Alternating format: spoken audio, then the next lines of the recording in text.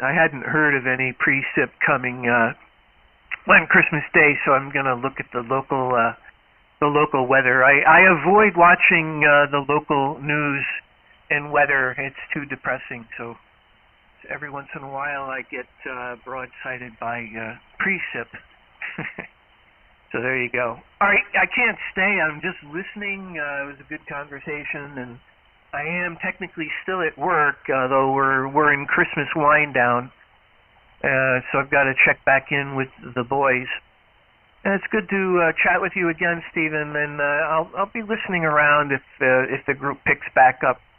7-3. Look for you again soon. KE180. Yeah. Hey, Dave. No problem. Yeah, jump in. You hear me on sometime. If I sound lonely, I probably am. So jump in and say hello. And I'm assuming you're home, and you're not remote. You're not remoting in, but yeah, S9 Plus, man, no problem. And I can't. Yeah, you're in Connecticut. That's right. You're in Connecticut.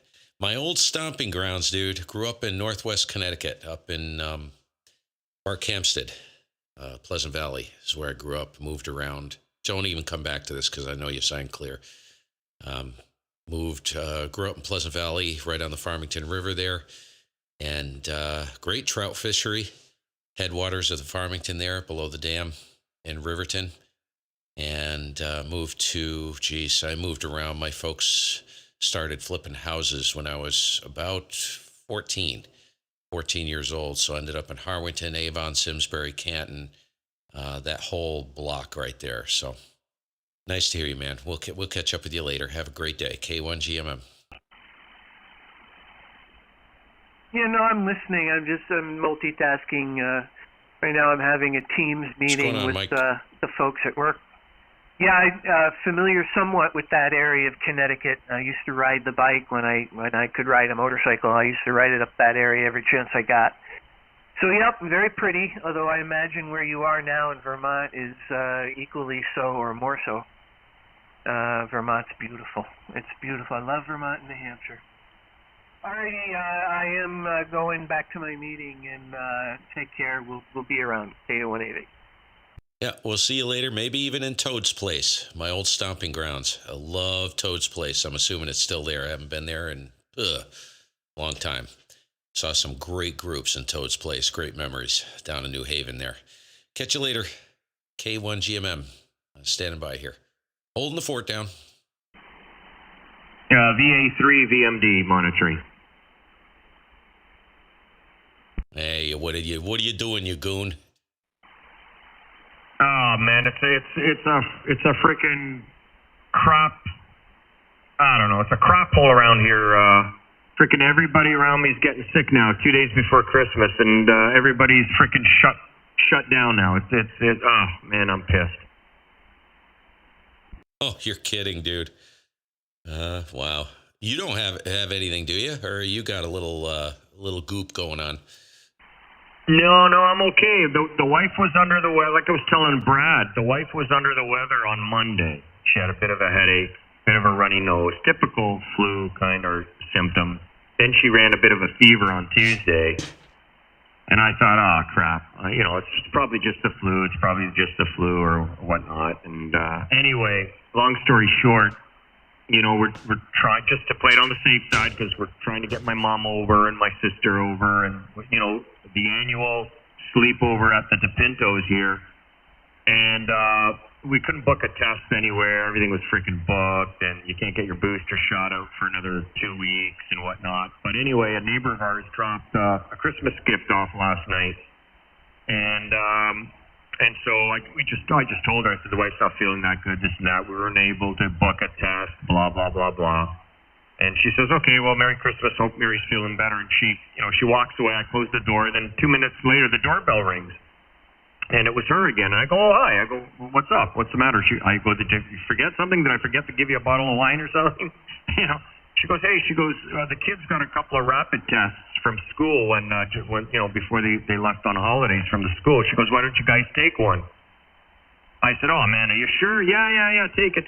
So sure enough, last night I'm playing doctor. and test my wife, and sure enough, she's showing strains of, I guess, of COVID. I tested myself and I was negative. My son tested, he was negative, and my daughter, well, she tested positive. So the females tested positive. And the only way you can really truly test is going in for a lab test, an actual lab test to confirm it. But so Christmas is on hold, my dear friend. Well, yeah, it's a whole lot of carnage going on here. I figured I'm going to get in here for a little bit, see what's going on. And I got to go out. I got to get some little parts and pieces, modifying a pellet stove that went defunct on me, and ripped all the guts out of it. So I'm waiting on a timer for the auger to come in, and an outboard aftermarket timer. I got everything rewired so I can run the stove in manual mode. And that's the old stove. It's only a year old, and the company said, no, we're not offering any parts for that stove.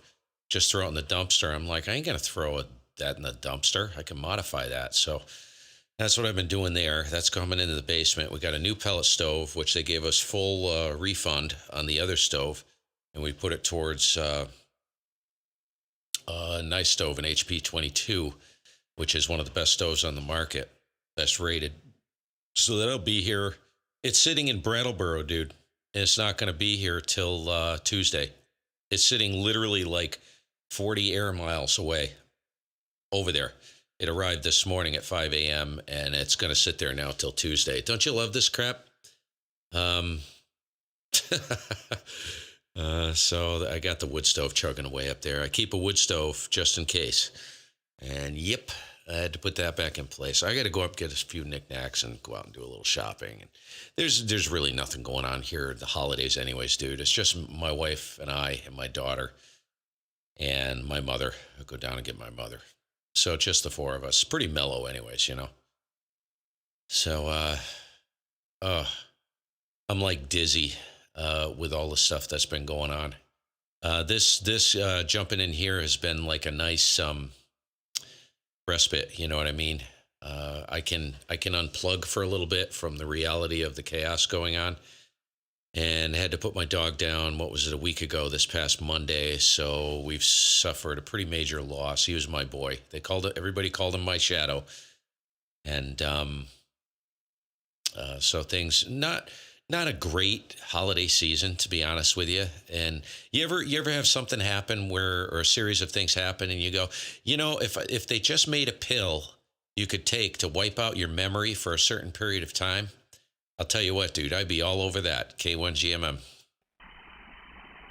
K1GMM, VA3 VMD. Oh, yeah, man. Yeah, I remember you telling me about your little guy there. So, yeah, not a great time of year to be losing anybody, and pets included. My daughter's got a bird upstairs. It's a parrot. You see this thing, man? It's shrunk. It's smaller than a sparrow now. But this thing comes from the parrot family. It's 22 years old, dude. 22 years old. And it's getting weak. It's getting old. And it couldn't stand me in its younger days. Like, it's very territorial. And, you know, my daughter was its human, so to speak. And if I went near my daughter or got near him while she was around, man, he'd be after me like you wouldn't believe, like a wet rag. But he's become so mellow. Like last night I was lying on the couch and he's freaking like perched like under my forearm because of the heat. I guess he likes the body heat, eh? And he would have stayed there for like 2 hours. Think about that, a bird perched in your freaking, you know, pouch or your arm. 22 years old, man. 22 years old. I can't. My daughter was like 9 years old when I got her this bird. But amazing. Pets are amazing, and they hurt. When they leave, they hurt, man. They definitely leave an impression. How you doing, Captain VMD. Doug? Go ahead, buddy. Pick it up. Nice to see you in there. I didn't know birds lived for 22 years, dude. That's insane. If you think about that, that's a pet. Even though it is a bird, it is a pet. That's probably what, 25 to 30% of a person's average lifespan.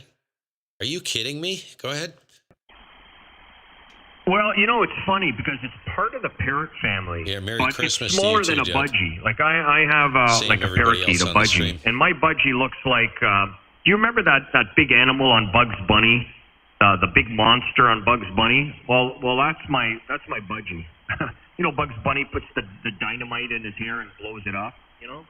Uh, but he looks like that guy. And the parrot next to him, man, he's gotten so frail, it's not funny, man. Like this bird would fly like crazy. And now it comes out of its cage, and it basically does a beeline That's for the incredible. floor, and it's like Pete Rose sliding headfirst in the third base. That's what that bird does now. It can't fly very high anymore, but 22 years. Actually, one of the vets that my daughter took it to a couple years ago because it got sick or wasn't doing well, was surprised it even hit like 17 or 18 years. She goes, man, oh man, I can't believe it. This bird's 17 years old. Well, it lasted another 5. Yeah, an amazing bird. It really is. And actually, both of them talk. So it's amazing when they get chattering back and forth. My both birds probably say about 8 to 10 phrases. They're pretty intelligent, actually, and pretty smart birds. Actually, my parakeet actually likes perching on my arm of my microphone, and if I start chattering away, man, that thing, I got to shut it up because it'll overpower me and want to, chirp the hour away. But anyway. All right, bud. Right? I'll throw it back to you. That's the story of the birds, the A3 VMD. Wow. Doug, KV2UKA is just chimed into the chat on the stream, and he said he's got an African gray parrot that lives 50 to 70 years. He's 11 years old now, and he needs to put it in his will. It's crazy, man. That's nutty. Yeah,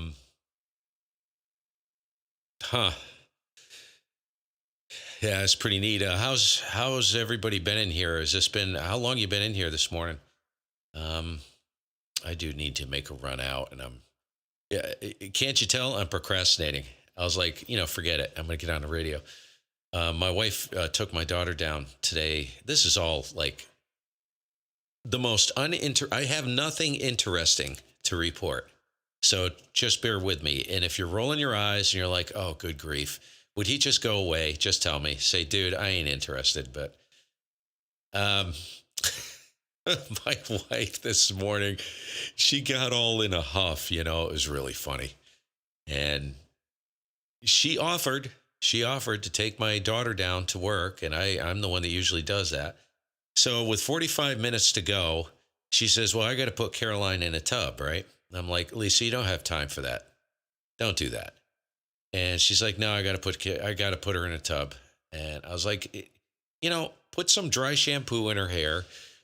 She'll look fine when she gets home. We can put her in the tub when she gets home. She'll be home at 2:00, and this is for 10:30. And so she goes down. All of a sudden I get a text message. She says, oh, I got to come home. I forgot her purse. And she has to have her name tag down at work. So she went out of the house without her purse. And I was like, I had all I could do. It's one of the first times in my life, dude. She looked at me and she was waiting for it. The I told you so.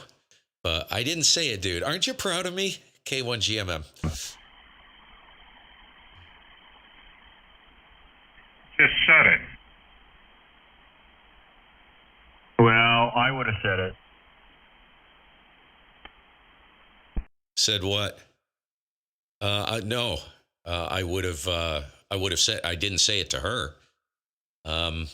That's picking a fight, and I wasn't in the mood to go down that road. Oh, you're not being Mr. Grinch at Christmas, are you? Is that what you're telling me? No, I held my tongue, dude. For one of the first times in my life, and I think it's just because I'm tired, and I'm just not in the mood to, that's energy. It takes energy to pick a fight. So I'm like, forget it. It ain't worth it. You know, it's funny you mentioned that. There's an Italian saying. It sounds better in Italian than it does in English, but there's a saying that says sometimes it's better to play the fool than not to be the frontline soldier. In other words, I'll stay at the back. We'll let the frontline guys do their thing, if you know what I mean. Yeah, right. That's entertainment value. See, that's the thing.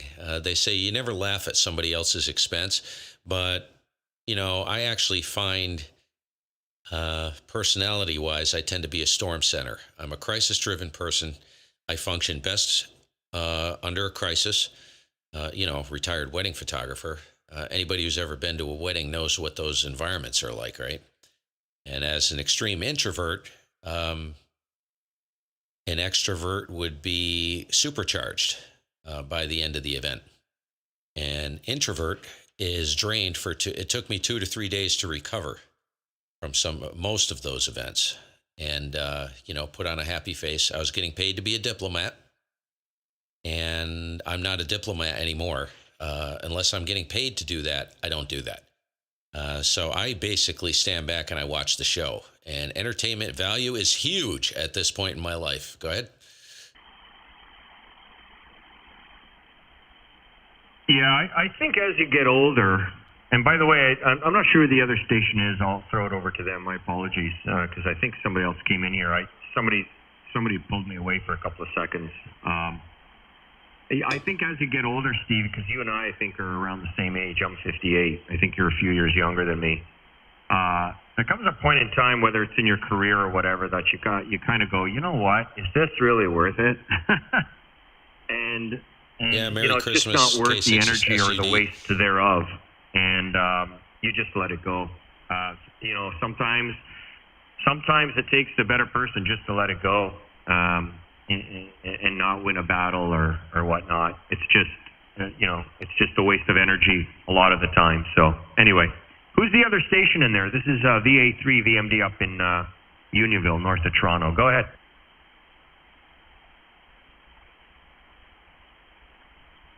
No, I think it was some stupid snarky remark. See? Proves my point. Entertainment value, dude. There you go. Geez. So what are the plans coming into... Geez, dude, what do you got coming into Saturday? Is it a wait and see game?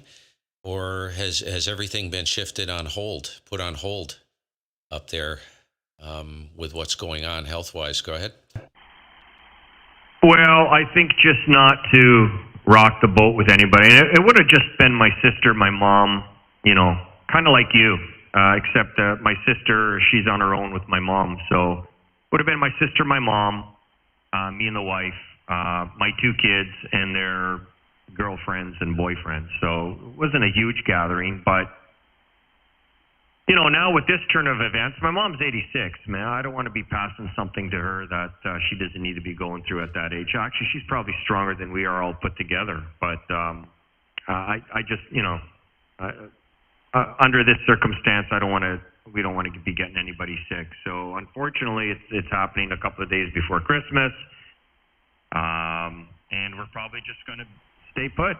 And it's just going to be, the 4 of us here, and that's going to be it. It would have been a nice quiet one by the, wood fireplace here and opening presents Christmas Eve. But Mary's not doing that well right now anyways. Well, when I say not doing well, she's not like in dire straits, but she's, got a bad cold and she's got the sniffles, and I think the fever's over. She hasn't had a fever in a day or so, but I guess we're just hunkering down, buddy. That's all we're going to do. There you go, man. There you go. K1GMM. Yeah, have an update for you. Remember the question I asked you yesterday? Help with the headphone situation in the computer? Yes, that does solve the issue. Basically, I rebooted the computer and I plugged the headphones in before I light up any software, and it works. So I got a hair in my butt yesterday afternoon later, and I got, geez, dude, I put Chiquita Banana back in, and I ran set console to use the whatever it is, a voice meter input, and then was able to pipe the audio to OBS without using the Realtek card, right? But it was, I wasn't using the Realtek card, so I selected the voice meter in to grab the audio from console going into OBS, and it was working. So about just before I jumped into here, right, the computer's been running, and everything was lit up and running. And so I turned up the volume, and I'm listening, and it was using Chiquita Banana, right? So I turn up the volume, and the audio's all choppy. I'm like, you know what, dude? This ain't happening. I am so sick of this, dude. So I ripped it back out again. And, I just can't use it, dude. I got nothing but problems with that program. I even hear it on your TX audio. It chops. And it goes through these periods where it chops. And I know for a fact it's that stinking banana. I'm telling you. I don't know what it is. If it's buffers filling up or... it's just so frustrating because it's such a great way to pipe audio all over the computer. Have you ever... I was going to ask you this. Have you ever seen... there is a plugin. Now, some guys I think they use the MME driver. It's a plugin that you can install in a DAW. I know I'm side railing here. I'm completely going off subject, but I figured the other stuff is too depressing. I got to get my mind engaged. But there's a plugin you can put in the DAW in the effects pane, which will allow you to send audio to different places. There's a couple ways to do it. I've looked at the ASIO plugin. I can't figure anything out regarding that. I don't know if you ever seen that. Supposedly it works great. The other one uses the MME driver, which the MME driver in Windows is like one of the first. It's archaic, dinosaur, prehistoric. WDM is probably better. Have you seen that? I've never messed with that. Go ahead. No, I haven't, but I'm going to definitely take a look at that for sure. Yeah, you know what? Hey, JPX, how you doing, man? Even now, sometimes, like I'll be talking away, then I'll stop talking, then all of a sudden the hardware input just drops, and I got to reload the engine. You know, it's almost like the M audio just stops talking to Banana, so I got to restart the freaking engine. So there's a couple of real quirks, and as far as freaking the sample rate and the buffering, man, I've tried every freaking combination, and that doesn't clear anything up. It runs for a while, and you go, oh, great, I got it fixed, and then something else freaking, screws up, and you're back to square one again. So we're going to figure a few things out. Now that we're going through this period and I'm hunkered down, I might have even more time. Anyway, there was another Canadian station. Yeah, VE3NHP, Dwayne, the good old... rowdy crew member of all these bands. So, Dwayne, good morning. Good morning, Vito and Steve. Yeah, I got it written down. Hopefully, yeah, I got it right. I guess I've been reading the mail here for about 20 minutes, Vito, so I'm up to speed on your tests there, and wow, okay, well, take care of your wife, I guess. Sure she'll be fine. Yeah, King Squeak. I've never tried it at 2048. Is the latency bad? Steve as well. Anyway, yeah. Maybe that's what's doing it. I'll mention that to Vito. Earlier there about the girl forgetting her purse, and we all go through that. I mean, I run two cards. Just thinking of the same thing. Two cards is absolutely grenade proof. I have never had an issue running two independent cards, and that's the way I'm doing it. Freaking voice meter is trash. About a month ago, we were making supper, the wife and I pulled a large plate out, and actually the meal only required this smaller plate. And my wife said, "Why did you do that?" And I said, "Because I thought it was the right plate." And then she went on, and I kind of stopped for a minute, and I thought, is this really worth it? About the size of a plate, we have a dishwasher. Oh, yeah. See, So that's I looked not at her good, and I King Squeak. said, Yeah, all right, that's the why problem. don't we fight about money and make it worthwhile?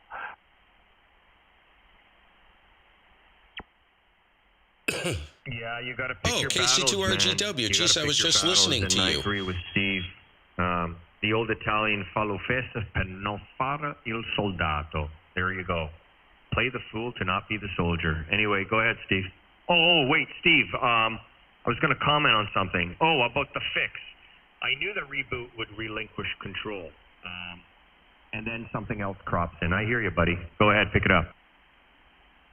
Oh, that's funny. That's funny. Yep, you nailed that one. So that fixed it. And that's what I'm doing right now. Is I'm plugged into the actual computer using the Realtek system. And it is, on console, it's just bomb-proof, man. It just chugs. I could leave this running for days. And the audio buffer, the latency runs around anywhere from 25 to 30 milliseconds. It just sits there.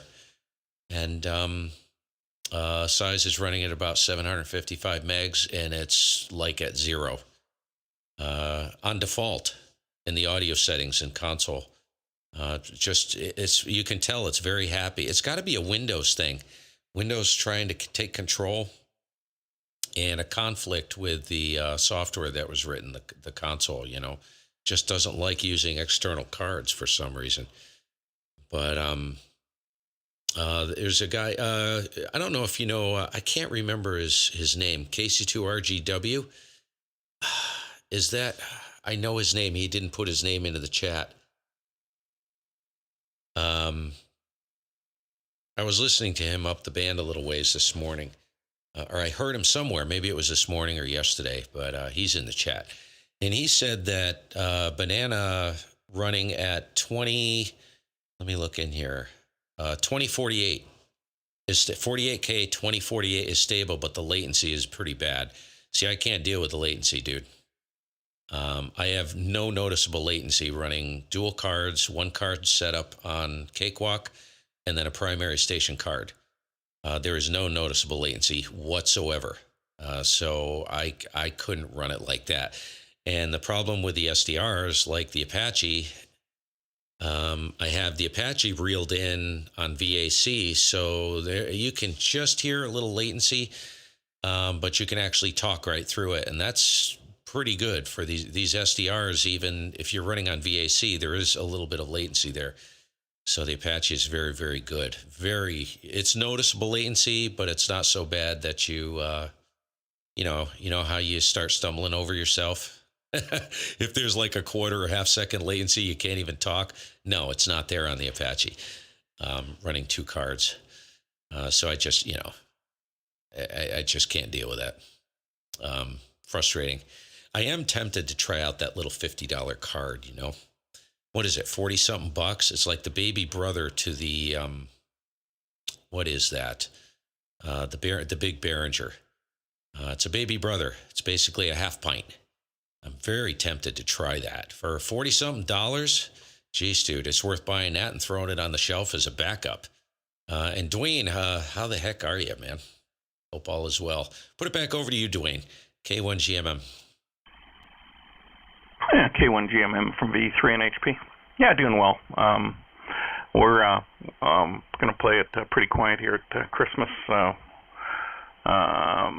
The young lad there, I think he's going somewhere for New Year's, and of course, well, he just lives another 30 minutes up the road here from us, and it's because the lights are off, Gunter. Vaccine the lights thing, are off. I know. It started out as I have a little case of jaundice going. An anti-vaxxer, so we couldn't go see them, and now it's her parents, and the politics just go and go. So that's out for this year. So we're gonna do Christmas here by just my wife and I, and the couple cats. So that'll be it. It'll be quiet and fine by me. I may get some antenna work done. I got on eBay and I ordered another power supply board for my other amplifier here. maybe I'll putter with that. And yeah, you too, a Gunter. few things I want to fix up on the amp here, and or amps. I got two SP 200s. I think I told you, and they're both working, but they're not 100% in repair. The amp number one, I'm sure, it's got all the caps need to go. Thanks, seems Gunter. to work fine. Yeah, I hope everything's going well on your end. I'm getting a little bit of sag in the high voltage underload.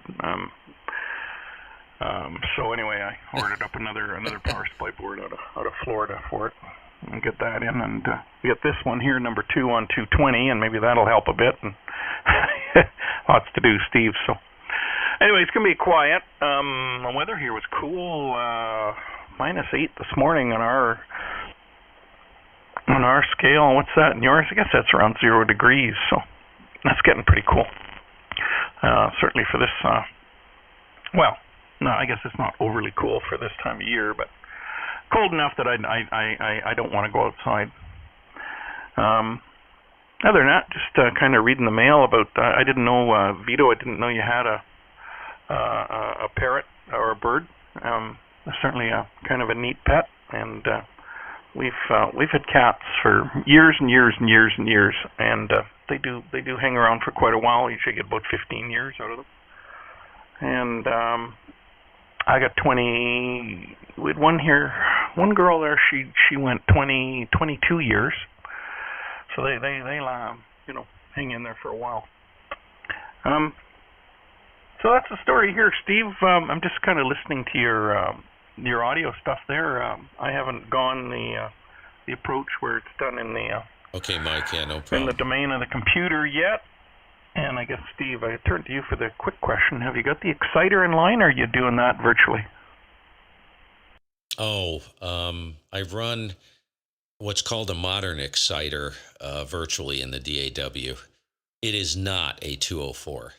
I believe you can purchase an Aphex plugin for a DAW, but I think it runs only on a Mac OS. Don't hold me to that, but I think that's what I saw, because I was like, ooh, look at that. They have a 204 plugin, but nope, can't get it to run on a Windows-based system. So it is not a 204. 204 has harmonic adjustment and tune function. What is it called, Vito? Oh gosh. It's called a modern exciter.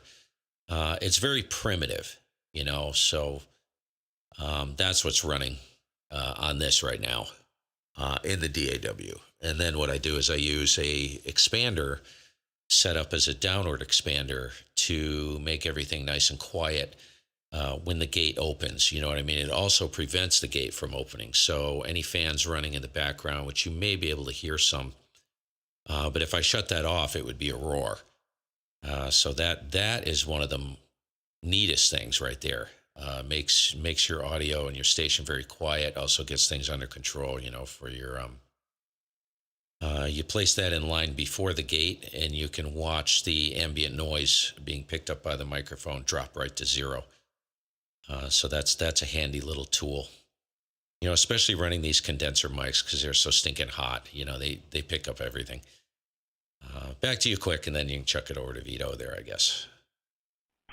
Yep. No, I certainly follow the gain chain there and the expander gate, and I've got a. Excuse me.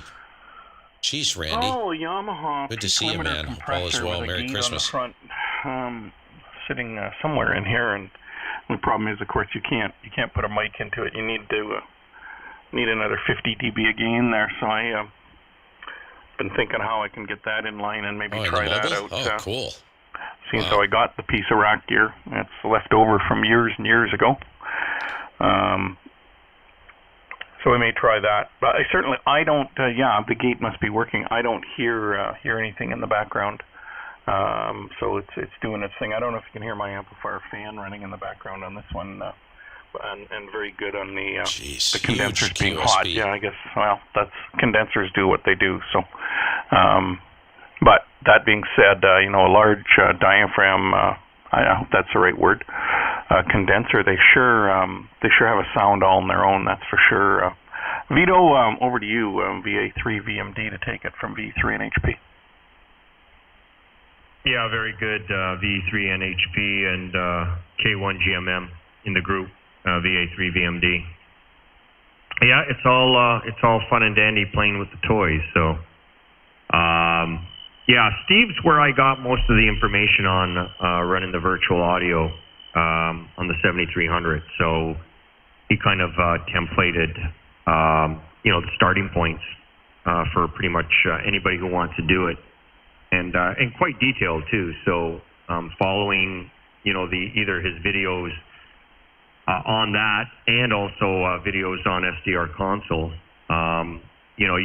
anybody can pretty much get up and running fairly decently if you've got a little bit of technical knowledge and understanding. And like Steve said, if I don't think he said it in this QSO, but yesterday was saying, if you at least pull all the plugins down, load them and install them, and then run the profiles.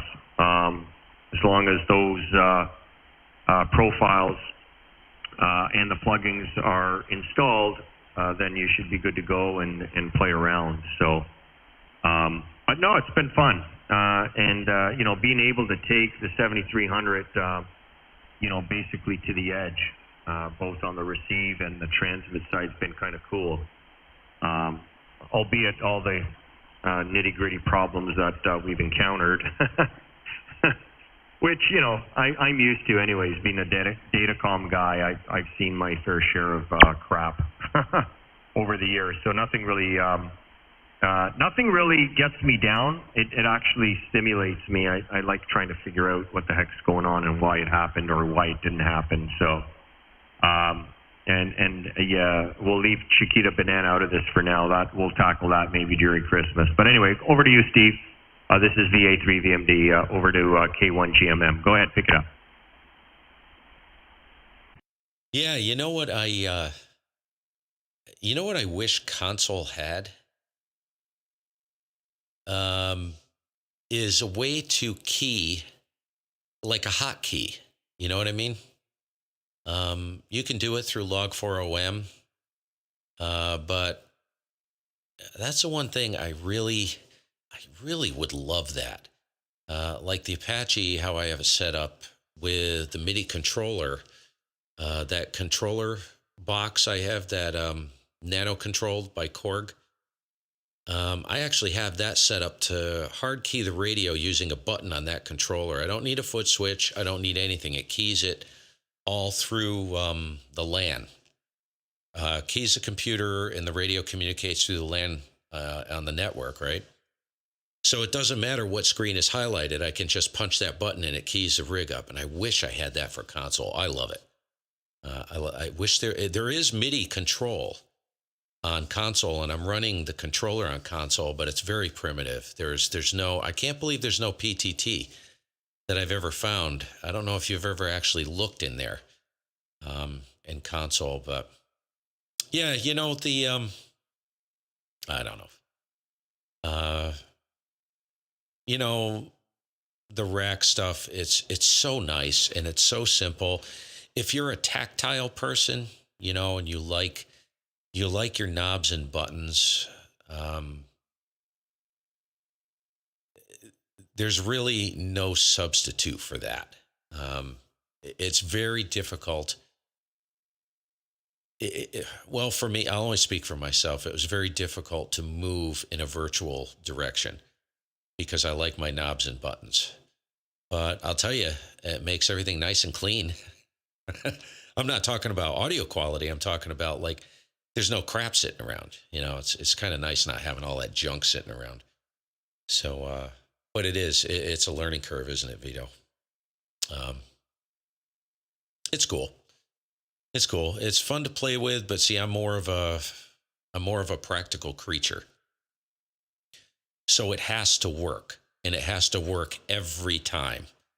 And that's the reason why I moved away from Banana. You know me, I'd never tell you what to do, ever. You do whatever makes you happy. But if you know me, reliability and it is very, very, it's the utmost important. Like the 7300, right? I've had this since 2016. This rig, dude, I have tens of thousands of hours on this rig. No joke. And it has never done anything weird. Nothing. I've never had to do a hard reset. I've never touched the firmware. I refuse to free flash the firmware. I will not. It just works. And every time I turn it on, it's right where I left it. You want to talk about a good old girl, tried and true, reliable. So far, fingers crossed, with the amount of brutality I put on this thing, it is really, really solid. So anything I, attach to it has to have equal reliability. So that's kind of how I approach things, So that's basically it in a nutshell. I enjoy operating, to be honest with you, more than tweaking. And I get to a point where I tweak and tweak and tweak, and I have to pull the plug on it. I have to just walk away for a while. And that's the point I've gotten to, I would say about a month and a half ago. Once I got the USB audio, the audio virtual into the rig, I walked away from everything else. You notice I haven't put up too many videos. I'm just not playing anymore. It's working. Leave it alone. It ain't broke, don't fix it. Go ahead, Dwayne, K1GMM. You brought some questions to mind. I'm kind of the same. That's kind of why I've... certainly some of these FDR rigs and the Apache looks interesting, and these Anons. But I'm not comfortable enough with the software, or even if you take a power bump, you're going to wait till everything reboots, And like you say, the 7300, even worst case, you can always plug the microphone in the front and it'll work. Interesting about the software on the 7300, as you know, I'm running a DX10, and there was a couple firmware upgrades shortly after I bought the radio, and then they haven't issued any more, and they really didn't do much. There's nothing in the DSP side of the a couple things. Hey, Glenn, bands or something. Glenn can see the light now. You didn't change the upper sideband when you went, above 7 megs or something silly like that. Real silly things. But other than that, nothing really functional. I'm just curious if ICOM's been doing the same thing on the 7300. Is there a new update every day, or have they settled down on the updates?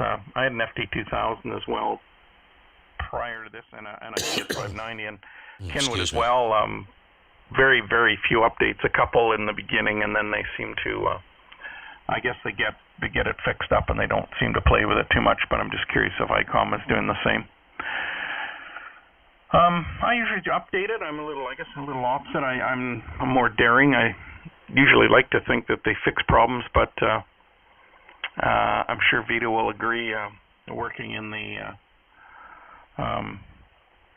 world of IT or any of that, software tends to fix one and Merry create Christmas, buddy. two in the real world. Or I don't know if you're I don't see that so much in the ham radio side. I don't know if you're male or female. My apologies. The real world side of I'm sorry. These manufacturers that manufacture this equipment, and it's so software intensive, and they come out with a bug fix, and they in the midst of that, they manage to fix one bug and create 10. It's just amazing. And then it's another 6 months or a year before they get around to fixing that stuff. And the last piece of equipment we worked on, it was so bad. Actually I call it now a PDPU, as opposed to a reboot, a power down, power up.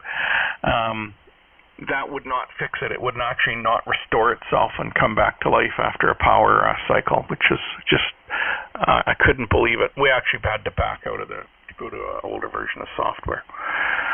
So I hope that's not a sign of things to come. Vito, over to you. VA3 VMD from V3 and HP. Yeah, okay, very good. And totally concur with you on the IT side of things. We always had a thing, because I work for very, very large financial institution, regulatory institution, that we weren't allowed to implement any new software that was within 6 months new or a new update. We had to wait 6 months to ensure its stability, something that I think Steve would appreciate. Anyway, I got a little history for you because I bought my radio in June of 2016, pretty much since its inception out here in Canada. Firmware 1.13, I'm looking at my directories, was in April of 2016. There was 2 firmware upgrades in 2017, which was 1.14 and 1.20. There was 2 in 2018, 1.21 and 1.30. There was 2 in 2021, 1.40 and 1.41. And I think 1.41 was the most impactful of all the ones that I'd seen because they added some really decent features. Like, Steve, I'm not sure, but when you're running the 7300, I'm not sure what version of firmware you're running. But you know the REF level on the scope, you know how you can adjust it, you know, to that nice deep blue ocean color as opposed to very bright, vibrant. Well, in the in the other versions, that reference level stayed with every time you changed a band.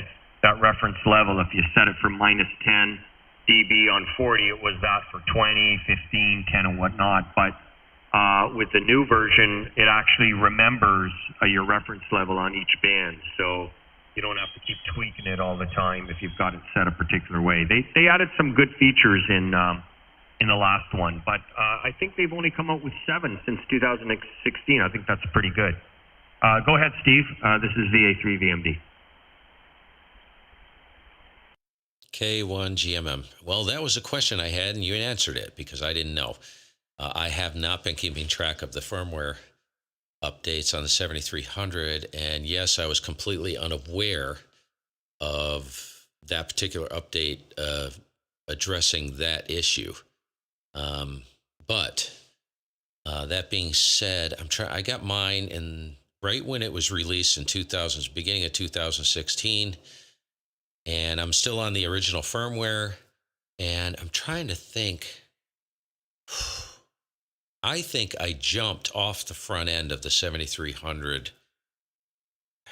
Must have been that summer, maybe. I'd have to go in and look. I haven't used, I shouldn't say that. I have used the front end of the 7300. Maybe it was that fall of 2016. I just stopped using it. Once I went over to console with a decent quality SDR receiver, never looked back. I never use. That's not a 100% true statement, but I would say I've used the front end of the 7300 maybe 1% of the overall time that I've operated it. Maybe 1%. I'm always on console, so I don't use the front end of it. I find the front end to be garish, to put it mildly. If you're used to a full-blown SDR, like an Apache or anything else, you can't even listen to the front end of a 7300. I'm sorry. I can't. Or even like, running what you're running or running what I'm running. You run like a decent, $150 dongle paired with console. It's a beast. Turns the radio into a beast. And it's kind of a shame because the only thing I'm using the rig for is just the PA. That's it. That's all I use the 7300 for is the PA. I don't use anything else. Don't use the front end. Don't even care what the display looks like or what it says. Everything's locked up to the software. So, is it without quirks? No. You piggyback stuff onto a transceiver, you're going to have little quirks here and there. But, Apaches are loaded with quirks, and they are insanely complex radios to learn. Like I've said before, I've had that over a year and a half now, and I'm still learning stuff about it every week. Not for the faint of heart. They connect easy, they light up easy, but to get everything running the way it should be and to get it all set up, it's pretty labor intensive, and you got to know what you're doing. and the documentation is pretty much piss poor, and that's putting it mildly. A lot of hacking. There's some good resources, and the nice part about the Apache community is 99.99% of the folks that run those are extremely helpful. And so it is a very good community. The community support, if you can find people on the air, they will help you. I've never met anybody that wouldn't help me. So, and I've gotten a lot of help from people. Chaz, just a bunch of people. So, always willing to help, share their databases and stuff like that. So, anyways, dribbling. There was something I was going to. Dwayne, that's what I was going to ask you. So you're in 8 land, correct? So explain. Are you remoting? You're not remoting into your station. You're in 8 land. So what do you have? A separate place down in, where are you in, Ohio or something? But you're technically from Canada, right? So you're a Stroke Whiskey 8, right? Maybe you could explain about what's going on with your station. Good signal, by the way. Always good coming in here. Go ahead. K1GMM. Yeah, okay, Steve. Yeah, you've got me confused with, what's this call? I was looking at my notebook here. I just scratched down stuff. I know who you're talking about. What the heck is his call? One sec. It'll come to me. Anyway, I don't have it here immediately in view. Might be W2. No, that's another guy. You got me confused. And he's in W8 land. I talked to him. Is it Gord? GOR? Maybe no. Yeah. I'll find. Maybe for the next go around, I'll find it.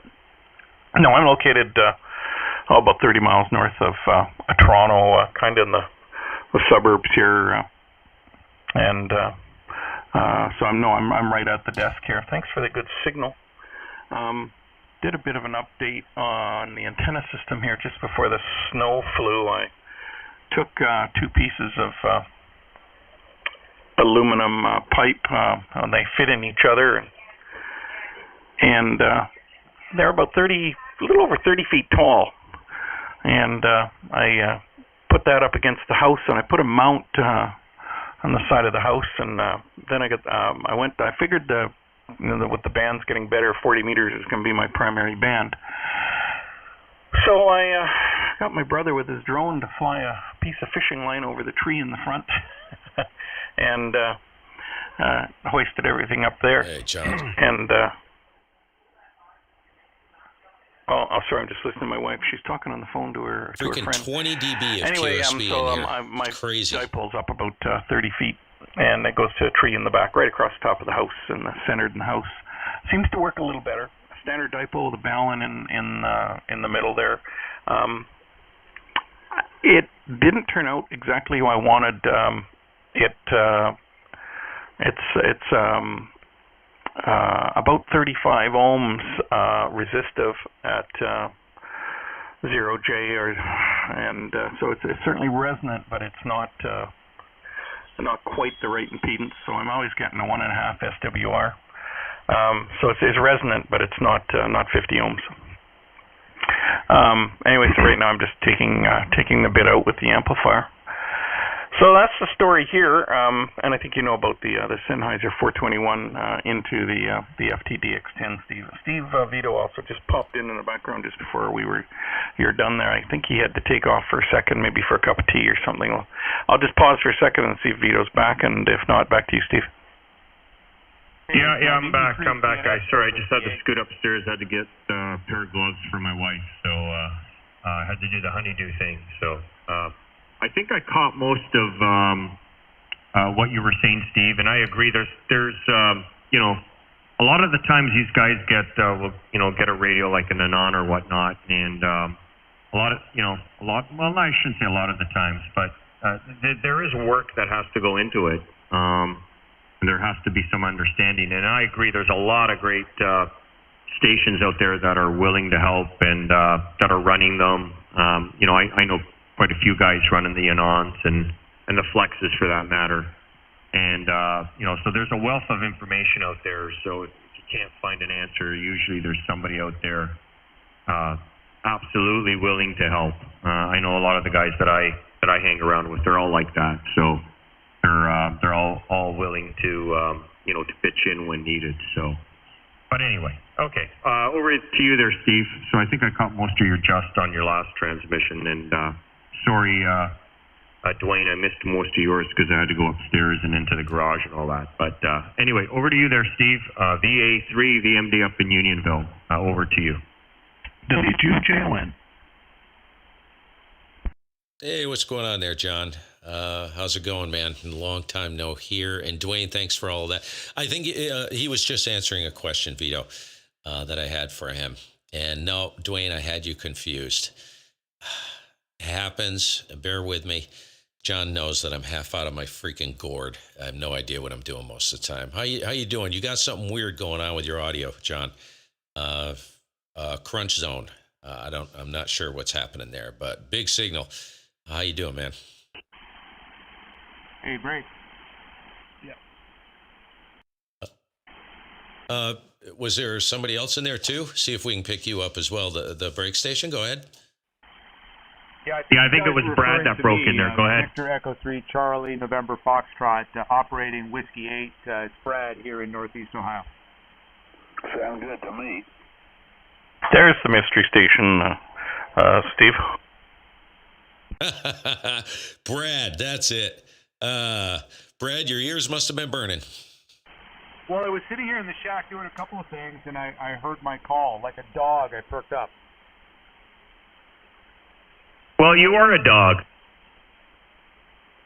Oh! Around this place, and I'm starting to behave like my Labrador. Don't ask me what kind of behaviors. You don't want to know. Hey, they say, you know what they say? They emulate the behavior of their masters. Yeah, but around here, we start to emulate the dog. Yeah, there you go. I actually meant that. Yeah, there. Thanks for the correction. Hope all is well, man. Nice to hear you. John, you in there? Go ahead.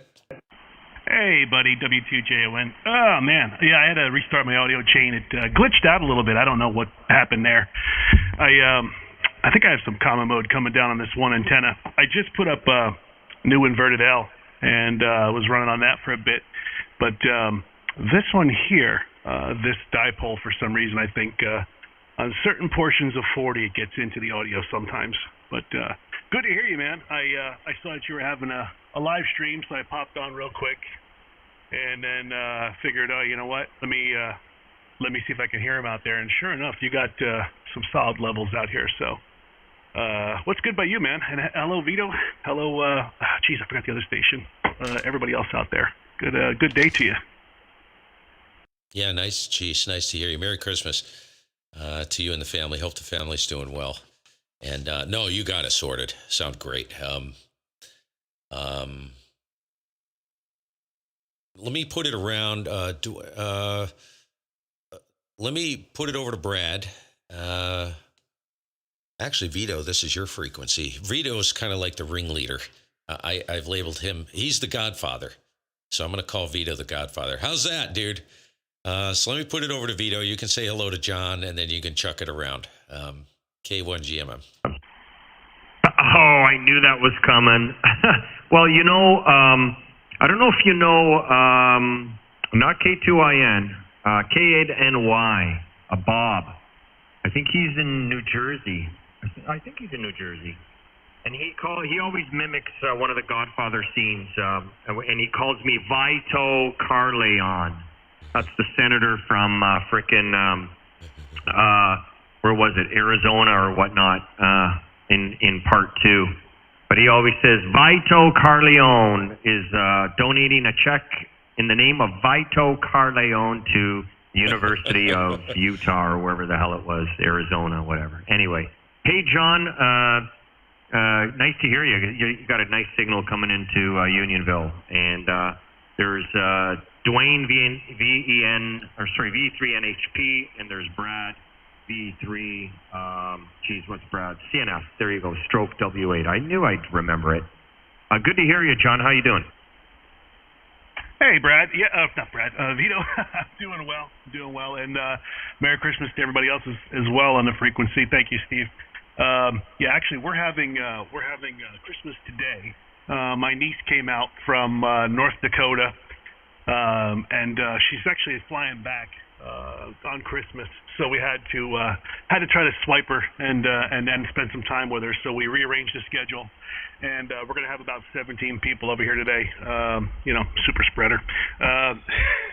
So we'll be able to spend some holiday cheer with her. So ridiculous. I haven't seen her in, she got married back Awesome. in July, I think it was, and we couldn't go to that, so it's been way before then. At any rate, yeah, so we're going to be doing that. And then we're gonna have a mini Christmas. Oh, this is good. Shut up. On actual. Okay, this is gonna happen. Anyway, yeah. So that's what we're doing here, and the dog says hi. So back to you. Okay, very good, John. Well, glad you jumped in there. Merry Christmas to you. Glad you guys are going to be celebrating. You kind of got me jealous a little bit, but that's a story for another day. Let's not go there. Let's not go there. Anyway, go ahead, Dwayne, pick it up. I'm sure you're hearing John, and then I guess throw it over to Brad, and we'll take it from there. Go ahead, Dwayne. Yeah. Okay. Very good. I guess it's afternoon now, Brad. I'll get the call sooner or later. I got W2 written down, and nothing else after that. Well, or sorry, John. Anyway, I'll get the call in the next go around. Anyway. Yeah, very good. Not a lot to report. I'm located about, what are we? I don't know, Vito, what are we, 30, 40 miles out of the city of Toronto? And Vito, I'm guessing, is about 6 or 7 miles to the southwest of me. Let's put it that way. Anyway, so that's the story here. The radio's an FTDX10 into a dipole, and I'm just lightly tickling my amp today. I've got a couple SB200s, and this one here I just resurrected. It was a garage find. A guy I've known for years and years, V3JJA, said, Dwayne, I've had this sitting in my garage for 20 years. I don't know if it works.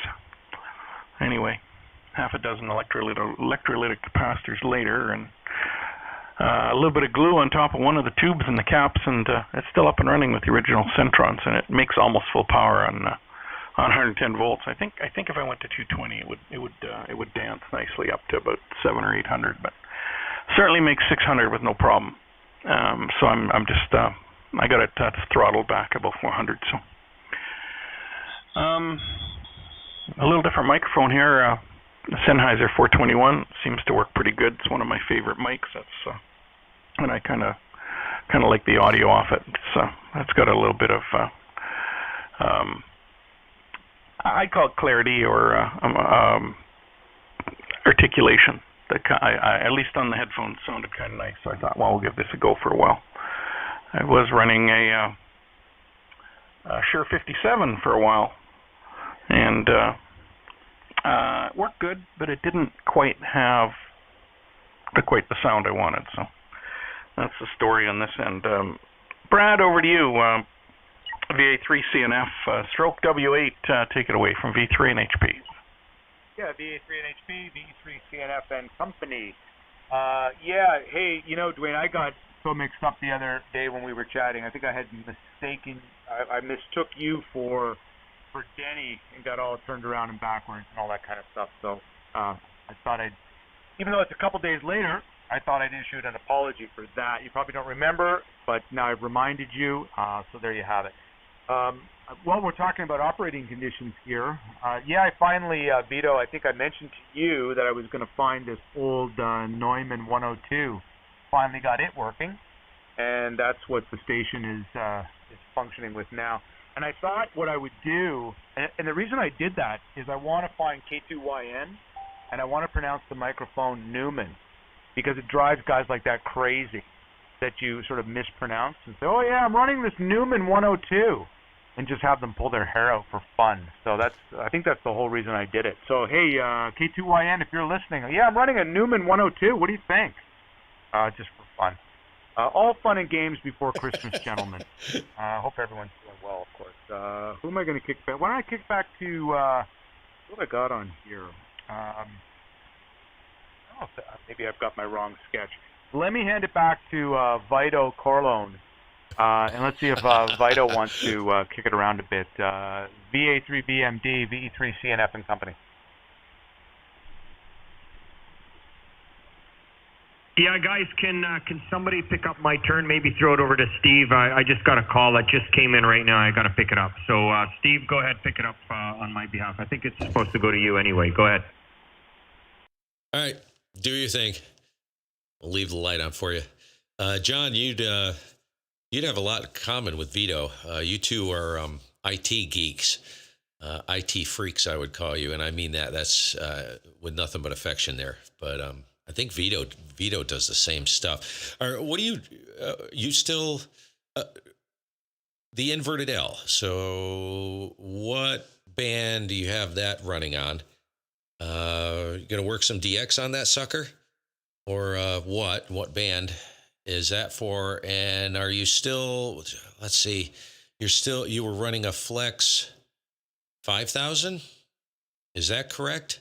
I'm sorry, dude. I can't remember anything. I'm assuming you're still running the Flex, right? And the inverted L. Why did you put that up, and what do you plan on using it for? What band, if you don't mind? Go ahead. Okay. W2JON returning with the group here. I'm still running the Flex 5000. I'll go over operating conditions in a second. But the inverted L, it's just 133, I think it was, or 34. Goes up about 40 feet and then out across the rest of the length. And the main reason I put that up is just so I can grab some 80. With the 49-1, 80 comes in real nice. It was the only band that I didn't really have access to since my Saturn fell down. And so what I did was when my homebrew Saturn came down, I put up a W9 OKA passband dipole, and that covers 15 and 20 and I think 10 was the other element. And there's only one driven element, and the other two are passively coupled, which is kind of neat. It's a neat antenna. And then I have the Mosley. I have a TA33. It's a CL33 up on the tower. And on top of that, I have a Comet for 6 meters, but a Comet 4 element for 6 meters. But I put the inverter L up just to see if I can get 75, 80 back in here. I mean, as a bonus, I get the WARC bands. I'll get 12 and all the other WARC stuff. So that's cool too. But it loads up pretty nice. But the main reason I put it out there was try to get 80. And I thought if I jumped the transformer, I could probably load up 160 on it. But it is what it is. It's not super spectacular. It's a really fine, I think it's like 26 gauge. It's that really thin polystrand. What's it called? Poly stealth. I think it's the portable wire. Really, really fine stuff, but it works really well. I can't run any kind of QRO into it, but whatever. It works for me. Operating conditions here, as I said before, I'll get back to it. So here we go. It is still a Flex 5000. I'm using a Shure SM7, not a SM7B, but a vintage SM7. That runs into the M-Box Mini, that feeds into the PC, that goes through my Cantabile audio, DAW. And I do have an SB200 as well. However, on 40, the input circuit needs some work, so we're not firing that today. So I'm only running whatever the radio will give me. I think I'm doing 100 watts, whatever, out of the radio. So, but yeah. Right now I'm talking off of the passband dipole up at 75 feet. So, hopefully we're still making a trip. You are a solid S9 plus sometimes. So, I mean, I have no problems hearing you at all, Steve. You're sounding great today. Looking at the propagation map, I got a blue ring spinning around me here, straight up to Vermont. So, you are in the max plus range. So you're going to be in there pretty good for a while. But, those are my operating conditions. Sure there's some other stuff I could talk about, but I don't know if I'm just rambling now. So back to you. All right, cool, man. 15 over. anywhere from just in the red to 15 over, so you don't need any more. Yeah, I'm pushing about 400 here on the 2-element loops. I've seen this weird stuff before. I was S9 in a mobile in Virginia just a little bit ago. One of the guys jumped into the stream. So, band is weird. It's weird. I never believed in one-way propagation. I don't know if I do at this point, but it's kind of odd. It's odd. And there is 20 dB on everybody. I'm actually writing on the MIDI controller. I'm writing the volume control, controlling the audio going into the stream because there's such rapid and severe QSB. It's unbelievable. Easily 20 dB. And we're actually in the kill box. So it's, what is it? It's 1:15. Yeah, the band starts falling apart on my end and the QSB kicks in at around 11:30 every morning. And then it gets really squirrely and it gets progressively worse, and that is happening. So my apologies if you guys are having a hard time hearing me. There was one comment I was going to make, John. I was running which is still out there, but it's not configured this way anymore. I had an NFED up. It was it was like yours, 130, I don't know. Between 100 and 136 feet. I can't remember the exact number. Put a 49-1 on there. Holy crap, dude. You would not believe the 2-meter broadcast I could receive on that. I never did transmit on it. I swept it on a VNA, and that thing was cranking right through from 80 meters all the way to 2 meters. 2 meters was epic. Yeah. And it terminated at about 105 feet off the ground in the top of a poplar. So it kind of went up, straight up. Actually, it wasn't straight up, kind of slight slope up 60 feet. And then the last 75 feet or whatever it was, terminated in the top of a poplar. Things like, the reason why I know it was that high is it took more than 2 50-foot lengths of paracord to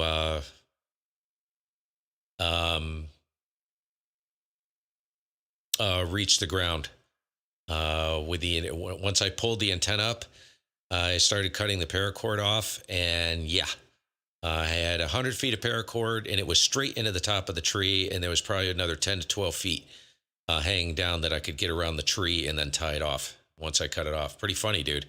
But what a banging antenna on 2 meters. It was unbelievable. Maybe it was an anomaly. Who knows? But really cool. Where's it going? Glenn, go ahead and take it and then stick it around to Dwayne and Vito and let us know if he's back. K1GMM.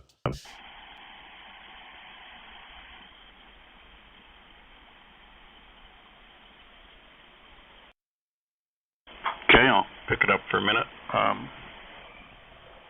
John, I was just listening. Curious about the SB200 and the inverted L. It's interesting. I've been thinking of doing the same thing as well. Just as you say, to get on 80 and 75. And I've got this little bit of an elevated ground system, and a little runs around the yard. Got the freaking name wrong.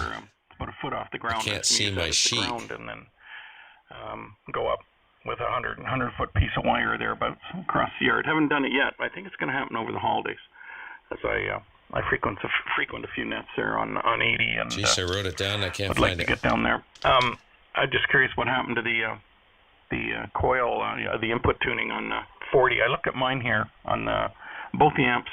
It's perfect. There's no SWR at all on the input in 40 meters. 80 is a little higher. It's about 1.2. It's below 1.5. How you doing, Andy? I had an interesting problem with the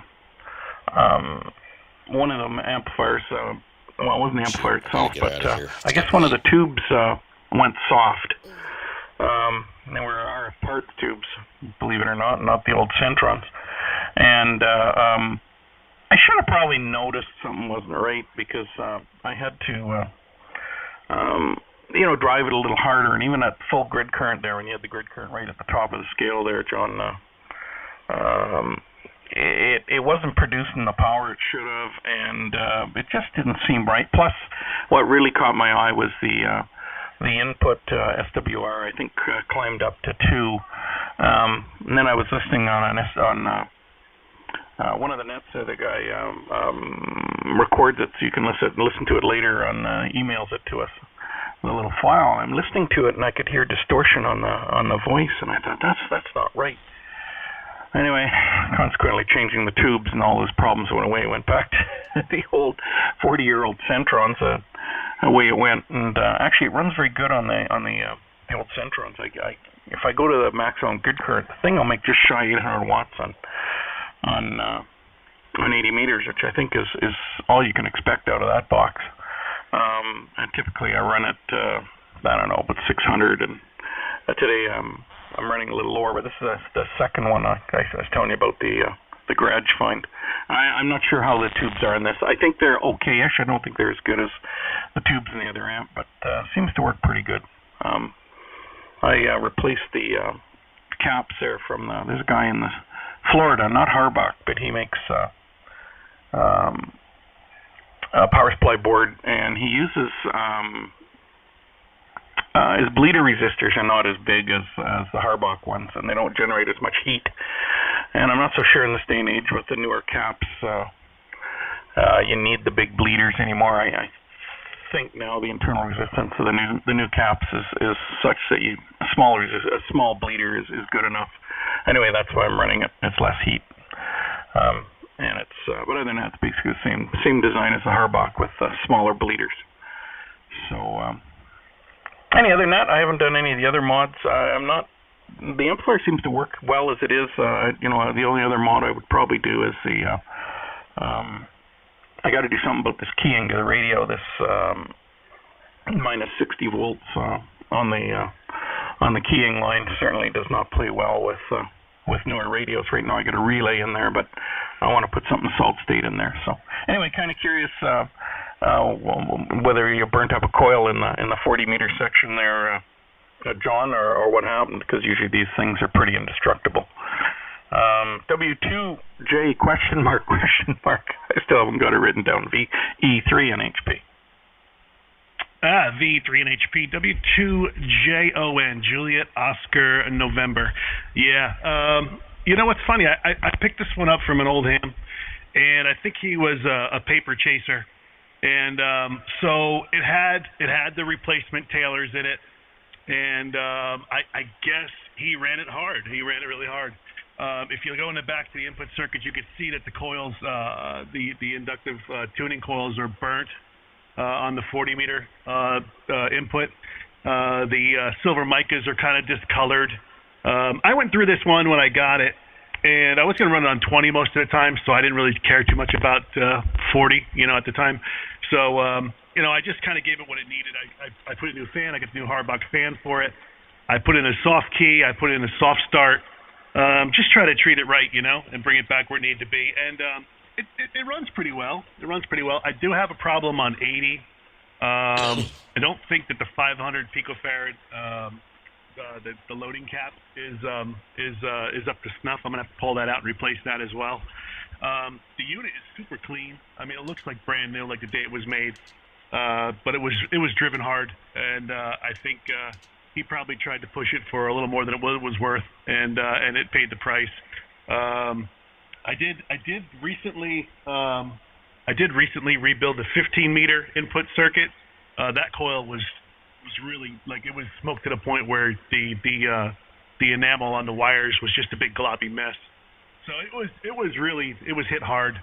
I guess the fella I got it from didn't use it on 20 because that's the only band that really didn't take any damage. But ironically, I took those tailors out, and I found at a Silent Key estate, it was a Hammerlund or whatever. It was an old amp that was half torn apart, and it had the original Citrons in it.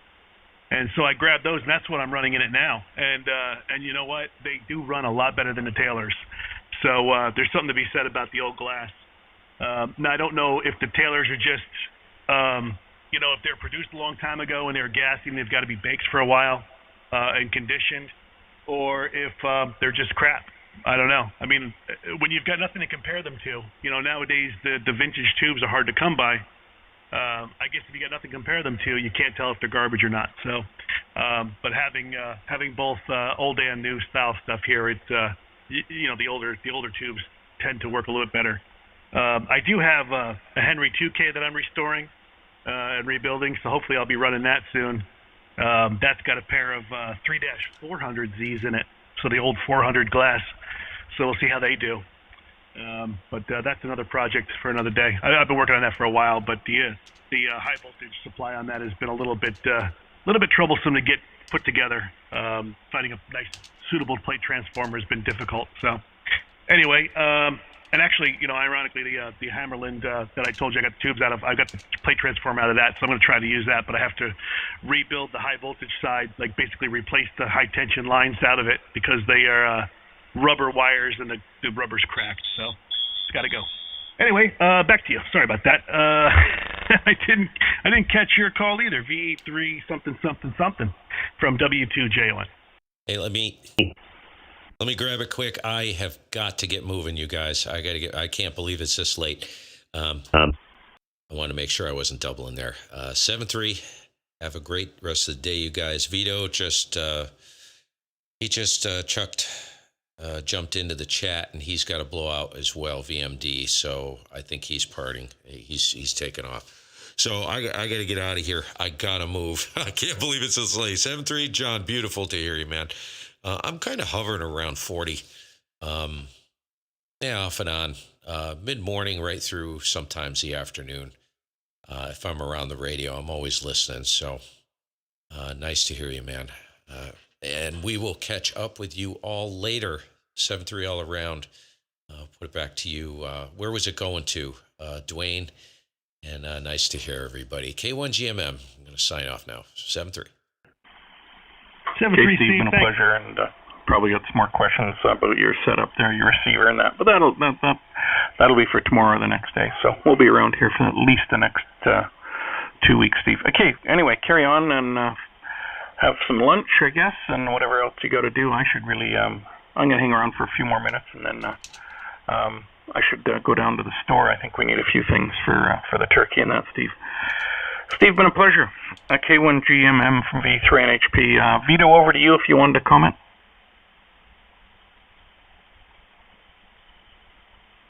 VA3RCA. Oh, guess who? Hey, I thought I'd jump in there, Dwayne. How you doing?